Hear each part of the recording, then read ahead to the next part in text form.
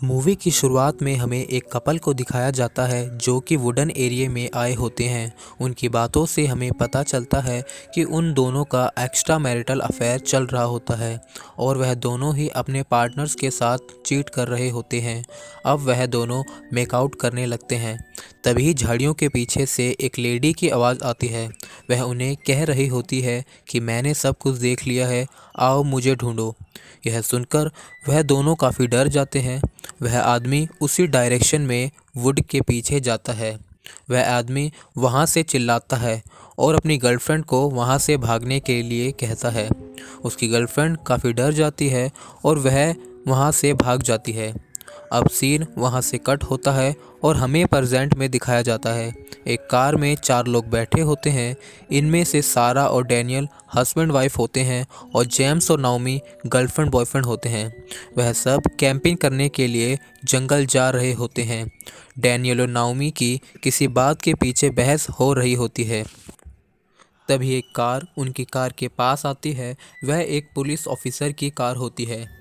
वह ऑफिसर उनके पास आता है और उन्हें जंगल में ना जाने के लिए वार्न करता है। वह उन्हें बताता है कि जंगल में काफ़ी लोगों के मिसिंग होने की खबरें आ रही हैं और वह उसी की इन्वेस्टिगेशन कर रहे हैं। उस पर डैनियल कहता है कि हम सिर्फ फिशिंग के लिए जा रहे हैं और कुछ देर बाद ही लौट आएंगे और अपनी प्रोटेक्शन के लिए हमने फ्लेम गन भी ले रखी है। हम अपनी सेफ्टी खुद कर लेंगे। अब ऑफिसर वहां से चला जाता है और वह सब भी जंगल की ओर जाने लगते हैं। कुछ देर बाद वह सभी लेक के पास पहुंच जाते हैं। वह सब अपना सामान लेकर गाड़ी से उतरकर जंगल की ओर जाने लगते हैं। अब रात हो चुकी होती है। वह जंगल में बोन फायर लगा के बैठ जाते हैं और बात करते हुए वह एक दूसरे को डरावनी कहानियां सुना रहे होते हैं। डैनियल कहता है कि कुछ साल पहले ही इसी जंगल में एक आदमी की लाश मिली थी। नाओमी भी बताती है कि मेरी ग्रैंडपा ने मुझे एक लेडी के बारे में बताया था जिसने जंगल को हॉन्टेड बना दिया था। वह लेडी देखने में काफ़ी सुंदर थी, लेकिन पास जाने पर वह अपने असली रूप में आ जाती है और लोगों को मार देती है। कहा जाता है कि उस औरत ने अपने पति के साथ चीट किया था और पता चलने पर उसके पति ने उसके बच्चों को उसके सामने ही मार दिया था और उसका एक पैर काट के उसे तड़पने के लिए छोड़ दिया था। और आज भी वह औरत उन लोगों को ढूंढ कर मार देती है जो कि अपने पार्टनर के साथ चीट करते हैं। नाओमी बताती है कि वह जंगल में रात को सुरीला गाना गाती है। डैनियल पूछता है, चलो अब उसका नाम भी बता दो, तो नाओमी फोर्स करने पर उसका नाम लापटा सोला बताती है। डैनियल को यह सब मजाक लगता है और वह हंसने लगता है। तभी वहां लगी आग अचानक से बुझ जाती है। डैनियल कहता है कि लगता है लकड़ियां ख़त्म हो गई हैं और वह लकड़ियां लाने के लिए खड़ा हो जाता है। तभी आग दोबारा से अपने आप जल जाती है। यह सब देखकर सैरा काफ़ी डर जाती है। रात में डैनियल सैरा के पास आता है, लेकिन सैरा डैनियल को अपने से दूर कर देती है। सैरा डैनियल से कहती है कि तुम्हें नाओमी से लड़ना नहीं चाहिए था। जब से हम जंगल में आए हैं तुम दोनों किसी न किसी बात पर लड़ना शुरू कर देते हो। इस पर डैनियल कहता है, इसमें सारी गलती नाओमी की है, वही मुझसे झगड़ा करती है।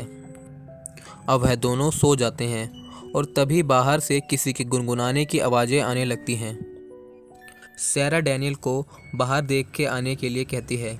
डैनियल को बाहर नाओमी खड़ी हुई दिखती है। नाओमी भी इन आवाज़ों के बारे में पूछती है, तो डैनियल कहता है शायद हवा चलने की वजह से यह आवाज़ें आ रही हैं, और वह भी सोने चला जाता है।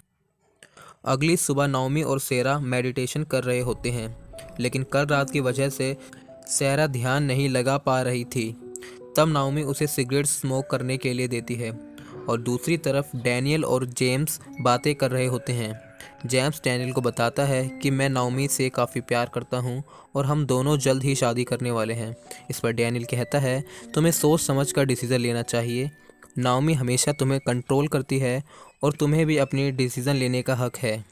जेम्स कहता है मुझे अच्छा लगता है कि नाओमी मुझे गाइड करती है और मैं इसके साथ ही खुश हूँ। कुछ देर बाद डैनियल और जेम्स डिनर के लिए मछली पकड़ के ले आते हैं। जेम्स और सेरा लकड़ी लेने जाते हैं और इधर डैनियल और नाओमी की फिर से बहस हो जाती है। नाओमी कहती है कि फ़िश मैं कुक करूँगी, लेकिन डैनियल को खुद कुकिंग करना पसंद था। तभी लड़ते हुए दोनों गिर जाते हैं और काफ़ी करीब आ जाते हैं। दोनों को फिज़िकल अट्रैक्शन होने लगता है। दूसरी तरफ जेम्स और सेरा को जंगल में डरावनी आवाज़ें आने लगती हैं और दोनों डर के मारे वहाँ से भाग जाते हैं।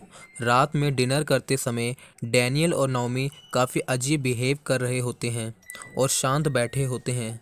इस पर सेरा कहती है कि अच्छा हुआ कि अब तुम दोनों ने एक दूसरे से लड़ना बंद कर दिया। रात भर सभी डांस करते हैं और काफ़ी एंजॉय करते हैं। तभी इस सिचुएशन का फ़ायदा उठाकर जेम्स नाओमी को प्रपोज करता है, लेकिन नाओमी उसे मना कर देती है। इससे जेम्स को काफ़ी हर्ट होता है। रात में सोते समय सेरा डैनियल से कहती है कि नाओमी को जेम्स को इस तरह से मना नहीं करना चाहिए था। वह काफ़ी अच्छा इंसान है और वह नाओमी से काफ़ी प्यार करता है। डैनियल कहता है कि यह उसका डिसीज़न है, हम इसमें कुछ नहीं कर सकते। सारा कहती है, तुम तो नाओमी से इतना लड़ते थे, तो अब तुम्हें क्या हो गया? इस पर डैनियल को गुस्सा आ जाता है और दोनों लड़ने लगते हैं।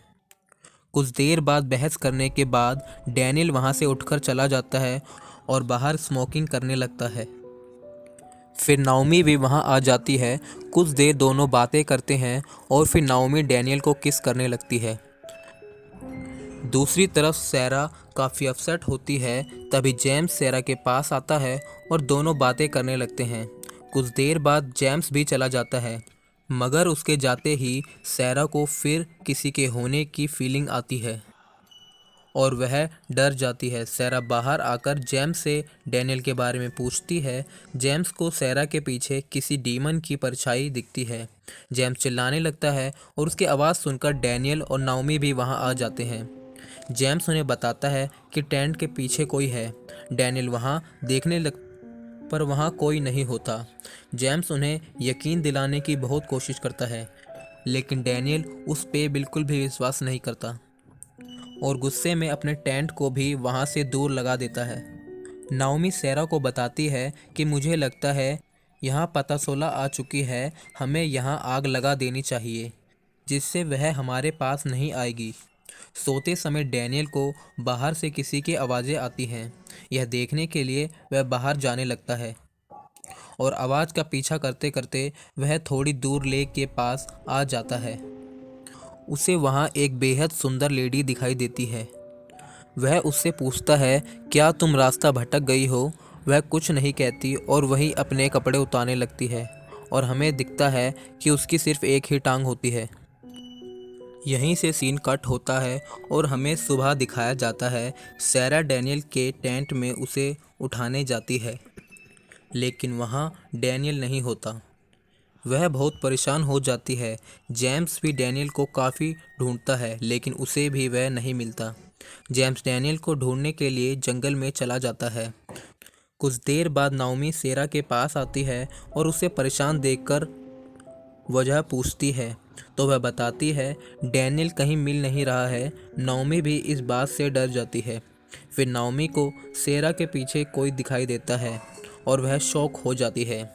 सेरा पीछे मुड़कर देखती है तो उसे कोई नहीं दिखता। नाओमी एक कुल्हाड़ी लेकर जंगल में चली जाती है। जेम्स डैनियल को जंगल में देख आता है, लेकिन उसे वहाँ डैनियल नहीं मिलता। जेम्स और सेरा काफ़ी परेशान हो जाते हैं और अपनी कार में जाकर बैठ जाते हैं। सेरा जेम्स से कहती है, जब तुम्हें रात में किसी की परछाई दिखी थी, तब मुझे भी किसी के होने की फीलिंग आ रही थी और मुझे लगता है कि नाओमी ने जो पाटासोला की कहानी सुनाई थी वह सब रियल है। जेम्स कहता है, अगर वह स्टोरी सच है तो इसका मतलब यह है कि वह दोनों हम दोनों से चीट कर रहे हैं। सेरा जेम्स की बातों पर यकीन नहीं करती। वह कहती है, डैनियल मुझसे चीट नहीं कर सकता। तभी वहाँ नाओमी आ जाती है और वह कहती है, डैनियल मुझे मिल गया है। वह काफ़ी जख्मी है और जेम्स को वहाँ से लेकर चली जाती है। अब सेरा भी फ्लेम गन को लेकर उनके साथ चली जाती है। सेरा नाओमी से पूछती है, डैनियल यहाँ क्यों आया होगा और तुम्हें डैनियल वहाँ कैसे मिला? लेकिन नाओमी कुछ नहीं बोलती और सीधे चलती रहती है। जेम्स को नाओमी पर शक होने लगता है। काफ़ी दूर चलने के बाद जेम्स रुक जाता है और नाओमी से पूछता है, तुम हमें कहाँ ले जा रही हो? क्या तुमने और डैनियल ने कुछ गलत किया है और इसे छिपाने के लिए तुम ये सब ड्रामा कर रही हो? तभी वह जेम्स के मुंह पर पंच मारती है और अचानक से गायब हो जाती है। यह देखकर वह दोनों डर जाते हैं। जेम्स सैरा को वहाँ से चलने के लिए कहता है, लेकिन वह डैनियल को ढूंढने के लिए कहती है। जेम्स कहता है अगर पाता 16 सच में है तो डैनियल अब तक मर चुका होगा, मगर वो नहीं मानती और उसे ढूंढने चली जाती है। एक पेड़ के पीछे उसे डैनियल दिखता है और उसे विज़न आता है कि डैनियल और नाओमी उससे चीट कर रहे हैं। वह भागकर पेड़ के पीछे जाती है तो उसे वहाँ कोई नहीं दिखता। वहाँ उसे डैनियल के कपड़े और रिंग मिलती है। वह उन्हें देखकर काफ़ी इमोशनल हो जाती है और रोने लगती है। पीछे से जेम्स उसे गाड़ी में चलने के लिए कहता है। तभी वही औरत जेम्स के सामने आ जाती है। असल में वह उन दोनों के मन में गलत भावना डालना चाहती थी ताकि वह भी चीट करे और वह उन्हें भी मार दे, पर जेम्स उससे दूर भाग जाता है। अब रात में सैरा और जेम्स को डैनियल और नाओमी इंटीमेट होते हुए नज़र आते हैं।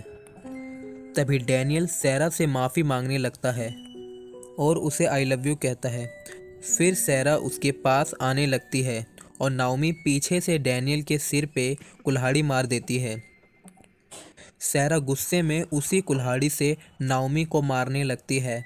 तभी वह औरत काफ़ी खतरनाक रूप में सैरा के सामने आ जाती है और उस पर अटैक कर देती है।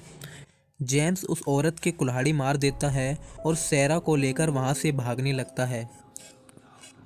थोड़ा दूर चलने के बाद वह विच उनके सामने आ जाती है। वह डर के वहाँ से भाग जाते हैं और एक जगह पर छिप जाते हैं। वहाँ सैरा जेम्स को बताती है कि हम उसे आग से मार सकते हैं और खुद फ्लेम गन निकाल लेती है।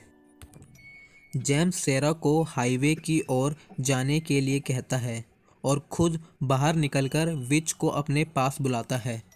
सैरा भागकर हाईवे की ओर पहुंच जाती है, लेकिन कोई भी गाड़ी नहीं रुकती और वह विच झाड़ियों से निकलकर सैरा के सामने आ जाती है और उसके ऊपर चढ़ जाती है।